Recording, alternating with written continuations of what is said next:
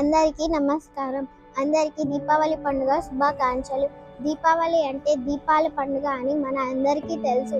అసలు దీపావళి పండుగ ఎందుకు జరుపుకుంటారో తెలుసుకుందామా?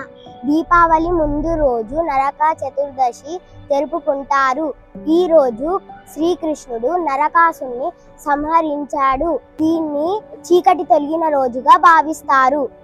శ్రీరాముని విజయానికి గుర్తుగా రాముడు రావణాసుని సంహరించి అయోధ్యకు తిరిగి వచ్చిన సందర్భంలో ప్రజలు ఆనందంతో ప్రతి ఇంటిలో దీపాలు వెలిగించారు. అందుకే దీపావళి అంధకారంపై వెలుగు విజయంగా జరుపుకుంటారు. లక్ష్మీదేవి పూజ. దీపావళి రోజున లక్ష్మీదేవి పూజ చేస్తారు.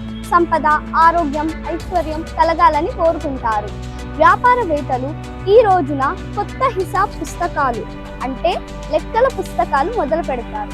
అంతేకాకుండా దీపావళి సందర్భంగా ప్రతి ఇంట్లో బొమ్మల కొలువులు కూడా పెట్టుకుంటారు. ఆధ్యాత్మిక భావం. దీపావళి మనసులోని అంధకారాన్ని తొలగించి జ్ఞాన వెలుగును నింపే పండుగ. అందువలన దీపావళి పండుగ కేవలం పటాకులు పేల్చే రోజు కాకుండా విజయం, ఆనందం, సంపద, శాంతి, ఐక్యతలకు ప్రతీకగా నిలుస్తుంది.